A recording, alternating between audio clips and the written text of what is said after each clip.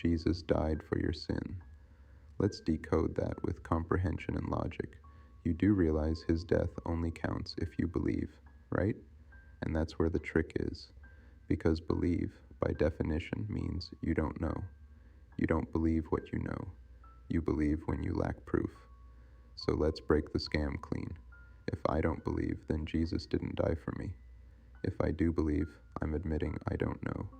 Either way, where is the truth? If his death was real and effective, it wouldn't need belief to activate it. Facts don't turn on and off based on your thoughts. Gravity doesn't ask for faith. Fire doesn't wait for belief to burn.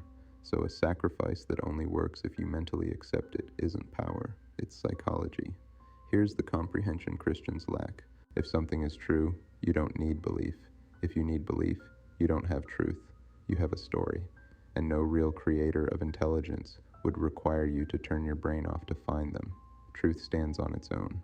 Belief exists only where knowledge is missing. That's the difference. Now let's go deeper. I can't believe we live in a time of knowledge, information everywhere, and people are still repeating, Jesus died for your sin, without understanding the language they're using. Because here's what most don't realize. Words are spells. Spelling equals forming words. Cursing equals negative language. Script equals written command. Doctrine equals repeated instruction. Language programs the mind. And religion tells the truth about itself. Religion comes from religare, to bind. Not to free, not to awaken, to bind. The moment you join religion, your mind is bound by words, repeated phrases, memorized verses, and unquestioned commands. That's why they keep repeating, Jesus died for your sin, because repetition is how the spell holds. Repeat something long enough. You stop questioning it. You internalize it. You defend it. You live by it. That's not revelation. That's mental conditioning. Have you noticed the only way Christians can talk about Jesus is by quoting scripture? They can't explain him from understanding. They can't reason him through logic. They can't speak from inner knowing. They have to. Slide in your comments with a verse, DM you a scripture, run to the Bible to find a chapter, quote what they were told to quote. That alone should tell you something. If truth lived inside them, they wouldn't need to constantly reach outside themselves to speak. If their mind was free, they wouldn't need permission from a book to form a sentence. When someone can't speak without quoting authority, that's not wisdom, that's bondage. That's what a bound mind looks like. A mind trained to repeat, not to comprehend. A mouth trained to quote, not to understand. And the deepest irony, the Bible itself says, lean not on your own understanding. So from the very start, they are taught to distrust their mind. That is not spiritual growth. That is mental surrender. Jesus died for me is honestly one of the laziest and most selfish mindsets ever taught.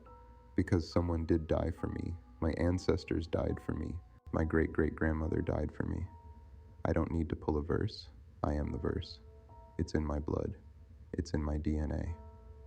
A book doesn't have to tell me about my ancestors. I know who came before me. Keyword: know, not believe. My great-great-grandmother died for me. I wouldn't be here if she didn't survive, resist, endure, and give birth. So help me understand this. How did a man die for me? When my great-great-grandmother learned about him on the plantation. How did he die for me? When she was hiding in the bush, pregnant, running for freedom. How did he die for me? When the only time she ever heard the name Jesus was in Jamestown, Virginia, August 1619, introduced by the same system that enslaved her. Make it make sense. She didn't pray to Jesus to survive. She didn't have a Bible in the bush. She had instinct, will, ancestral intelligence, and life force. That's what saved me. That's what carried me here. Someone dying 2,000 years ago doesn't override the woman who bled so I could breathe.